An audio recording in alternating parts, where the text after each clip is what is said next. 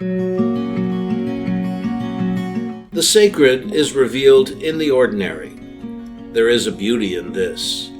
But how do we discover the mystery of the sacred in our seemingly mundane existence? Welcome to Revealed, a podcast sponsored by Resurrection Catholic Parish in Green Bay, Wisconsin. Let's join our hosts, Katie McAllister and Tony Pickler, as they explore the lives of people, organizations, and resources that will help us delve into the sacredness of the ordinary.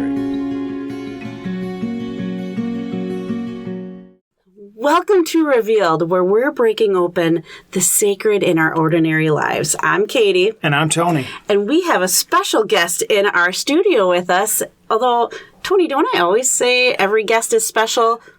Yeah, I think you do. But today, our guest really is special. He really is. And I've gotten to know him over the last couple of months, and he really is a super special guy. So why don't we, break the suspense for our listeners and introduce our special guest. Yeah, thanks, Katie. So our guest today is Jim Pecard. And Jim, I've known for at least a couple of decades through our families, through scouting, through other activities. So I've also gotten to know Jim over the last 4 or 5 years or so through a weekly spirituality group, men's spirituality group that we meet with. So, Jim, thanks and welcome to the show. Well, thank you, Tony, and thank you, Katie, for that very nice introduction. Well, we don't say things that aren't true, so it's all true. It's all true. Sure.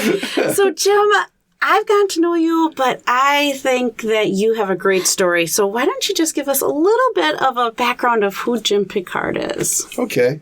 Well, again, my name is Jim Pecard, and I'm married. I'm married to a lovely lady named Holly, and we've been married now for 48 years. We have 2 adult sons. One who's down in Chicago, who's a PA, married, and blessed us with a lovely granddaughter, Veronica. And then I have a son here in the Green Bay area as well, who is not married. I am a licensed clinical social worker. I've been involved in doing mental health work now for quite a number of years, and specifically in the employee assistance field. I am also originally from northeastern Wisconsin, not the Green Bay area, but a little town north of here, about 50 miles north. And the name is? Marinette. Ah, okay, Marinette. Not so little. So you said you are a social worker. I feel like that means your training has been in social work and that you've been working in social work. But I always thought you were a therapist or counselor. So what's the difference? Well, I have a bachelor's degree in social work as well as a master's degree in clinical social work. My license is as a clinical social work. So the training and education I had was along the line of doing therapy with individuals, couples, and families. And that led me to doing initially work on the streets of Green Bay with adolescents, trying to hopefully make an impact on their life so they stay out of trouble with the law. But then that evolved into marriage and family counseling on a more formal basis, and then to the EAP field for connection with business and employers. So now, I've, like I said, known you for many, many years, and literally until probably 4 years ago did I find out that you are legally blind. It's not readily apparent. It's not apparent in how you carry yourself and be in our community. So, but I also know that you were not legally blind at birth. No. And so, can you tell us a little bit about that story, about how you became legally blind, when that happened? Tell us a little bit about that. Well, I was your typical kid, very active kid, going to parochial school, trying to stay out of trouble myself. And you can go to confession now. We're in a confessional. Out of the ways of the sisters that I was being taught by. But at age 16, I noticed that my vision was starting to change. I was wearing glasses, but it was no big deal. I was nearsighted. But funny enough, I noticed it both driving. I had a driver's license, and I also noticed playing football. I could pick up the guy that was carrying the ball as quickly as I normally would on defense. So I went to see my ophthalmologist, and he put me in a chair and wanted me to read the letters on the chart. And I couldn't see any of the letters, not even the big E. And that led to a referral down to a Dr. Geldner and his wife in Neenah. And I was hospitalized at Theta Clark for over a month, where they ran all kinds of tests. And they came up with a diagnosis of optic neuritis, which is a deterioration of the optic nerve. And at that time, there really wasn't much that they could do to treat something like that because nerves don't regenerate. You can't do a transplant. So they decided to treat me with a miracle drug at that time called cortisone. And they filled me full of cortisone intravenously. And I think it was enough that it stabilized the vision, but not to the point where I became legally blind in both eyes, which meant I lost my driver's license, and mobility was still possible for me, only, not in the same way it was prior to the diagnosis. So I had to make some life adjustments, but I did. What are some of the adjustments or challenges that you've encountered with you being legally blind? Well, I was fortunate in that my mother and dad never treated me like I was disabled or handicapped. They expected the same thing from me when as if I had my normal vision. You still had to take out the garbage and do the dishes? Oh, not only that, cut the lawn, They weren't going to transport me all over, so I rode a bike, maybe not advisable at places, but yeah. And I was very fortunate, too, that I got involved with DVR. My counselor was Omar Myron, who was totally blind. And with his support, I was able to go to college because my original plan was to go into the Navy like my dad and my brother. But I had to make a change and went to college and started my college education. Very cool. And that education brought you to therapy and counseling and just the different varies and how many lives you've touched and helped. And that is such an admirable quality of you. So what has been kind of the greatest joy of helping people in your counseling life? Well, one of the things you discover very quickly when you're working with people in that capacity is that you're not only giving, but you're receiving back. There are many rewards that you get as you learn about some of the trials and tribulations that people are faced with. And the biggest gift you can give them is to listen and to demonstrate that you care enough to give them the time and the energy to really explore what's happening in their life, how it's impacting them, and what might be done to help ease that adjustment or burden that they're dealing with at that point. And so that's the reward you get from doing therapy. And my work has been something that obviously has brought those kind of rewards to me where I have a hard time letting go. I did try retirement in 2020 and got bored, missed it, and am now back 2 days a week doing it just like I used to. So not every job is rainbows and butterflies, right? No. So what were some of the challenges of your career? Some of the challenges are obviously there are situations that regardless of resources or whatever, things are not going to change. And that people have faced all kinds of trauma, for instance, in their life that is going to be something that's going to follow them through their life. It's not something that you can forget. It will definitely, it's left their scars, and you know it, and they know it, and then it's more about trying to learn to cope and to adjust and to be able to move beyond that trauma. So, yeah, there are some sad situations, and in some of my work, I've also worked with groups that have been exposed to major traumas. We call it critical incident stress debriefings, and we would do debriefings after some of these kind of traumas to help people to begin to identify how they were impacted by what they were exposed to, what are their coping strategies, and what they need to be conscious of as they go forward with their lives, of how that can come back to haunt them if they're not careful.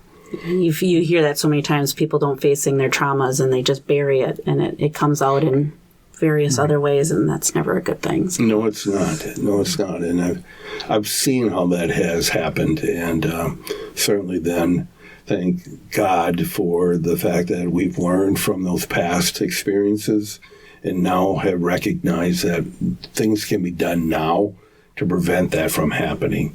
And we need to make sure that those resources and opportunities are made available to people when they find themselves in that type of situation.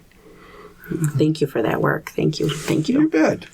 So, Jim, you've experienced the Beloved Retreat several times, the retreat experience that originates out of Old St. Patrick's Parish in Chicago. Yes. And I know you also served on the leadership team of the Beloved Retreat that we had here at Resurrection in February. Mm-hmm. So can you tell us a little bit about the Beloved community, the retreat, and then how's that impacted your life?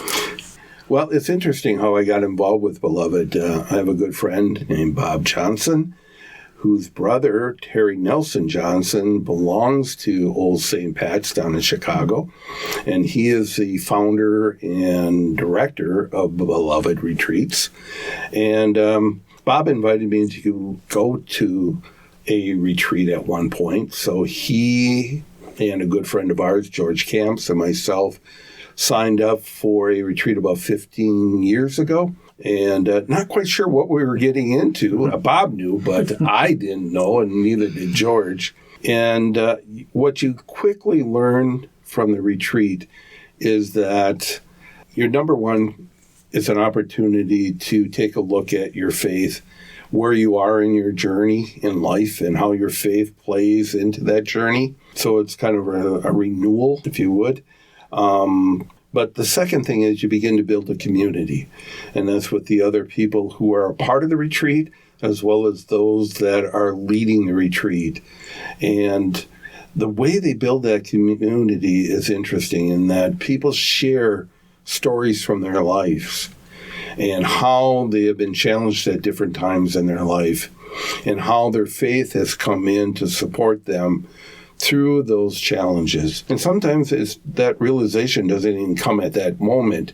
It may come years afterwards as they're going back and still dealing with the challenges or whatever that situation was. So I got so interested in Beloved that I did do a second Beloved retreat a few years later, and then had an opportunity to become part of the leaders group that facilitates a retreat. And we ran one back in March of this year here at Resurrection. Yeah, I took part, and I was originally there to just be tech support, and I had the absolute privilege to experience this retreat, and led by you, and it really did. It's a great way to retreat and to really look at how you are loved, and it came at the right moment for me. I know that. And that's what most people find is that they're a little apprehensive about what they're getting into, but usually by the second day, those defenses have reduced and they now find themselves contributing to that process. And really, by the end of the retreat, they're ready to take the message not only forward in terms of what they learned and how it's impacted their lives, but wanting to offer it to others.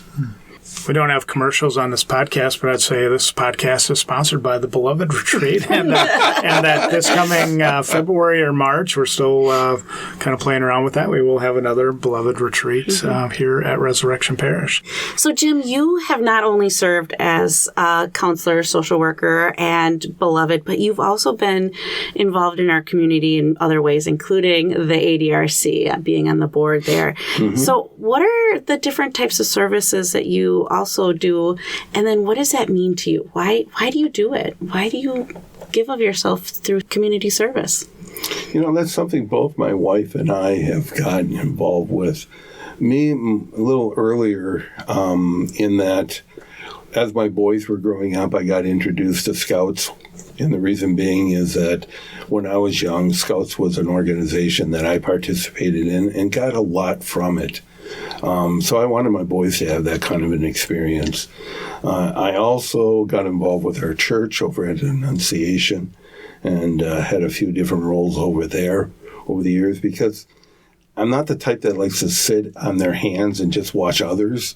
I like to be a part of it. I want to experience all that one can experience from whatever that organization is or what kind of work we're doing. And now in retirement, even though I'm working 2 days a week, both my wife and I have more time available to do things like get involved with the local pantry and volunteer 1 day a month there. Or I got on the board of ADRC again through that friend of mine, Bob Johnson, who's the current president. He recruited me, which has been a wonderful experience as I'm learning more about the resources in our community and how it serves the aged as well as the disabled. I also have come to the point in my life where I want to do more for people who have gone through the kind of challenges that I've gone through with my vision loss. So I've gotten more involved with learning more about resources available in our community to help people with disabilities and what are the challenges that they're faced with and what can be done to increase increase not only the resources, but also the opportunities for them to get recognized for their abilities rather than their disabilities. And my wife has gotten involved with a camp called Camp Daniels that provides camping experiences for both young as well as adults with cognitive disabilities. And she has just fallen in love with that and has spent a lot of time there, as well as she's gotten involved with ADRC, working in their Grounded Cafe, teaching job skills to young students at the local high schools that are challenged with disabilities. So. And on a personal level, I know you've also been the water boy at times for whatsoever you do, and Streetlights Outreach and our block parties, providing quality H2O and some soda. So I know you've done that too. That is a lot of fun too. And the mission work of whatsoever you do is at the core of serving people with basic needs, and it does a phenomenal job. So thanks, Jim. So. Our podcast is called Revealed, and so we always want to explore with our guests how the sacred or the holy is revealed in their lives. And so I ask you that question. How is the sacred or the holy, how is God revealed in your life and all that you do and all that you've done? You know, that's an interesting question. And it's one that kind of requires some thought, but my initial response is there are many times in my life where when I stop for a moment and kind of take a look at where I've been or what I'm experiencing at the time, it's like, how did I get here? How was I so blessed that all these pieces seem to have fallen into place? And that sometimes I don't have the kind of hardships that maybe others experience. And I really do believe that it's the Lord helping to guide my life and putting those opportunities in front of me and inviting me to walk through the door. And it's up to me to walk through the door and trust that as I walk through the door that there's not only rewards for me, but there's rewards for others that could be gained as well. I also see it in working with the people. There's many times that I scratch my head and I don't know how you got here in terms of some of the challenges, but you have really done well and know that it's got to be the Lord working with them to master whatever needs to be mastered to experience the kind of life that they're having. Wow, Jim, thank you. Thank you for just everything that you do to make this community better and just your heart. You just got a great heart. You do. So thank you for taking the time to come and sit with Tony and I and be a part of our Revealed podcast. Well, thank you, Tony, and thank you, Katie, for this opportunity. I think what I've experienced is not unique. And I think if anyone really takes the time to step back and to look at what they experience in life, they know that there's more going on than just by chance. And if they listen closely, I think they can hear the Lord providing that sense of direction. So, well, thanks for being a guest, and thanks for being a good friend, welcome. Jim. Thank you. And thank you for tuning in. And until next time, keep your eyes, your ears, your hearts open to seeking out the holy revealed in the ordinary.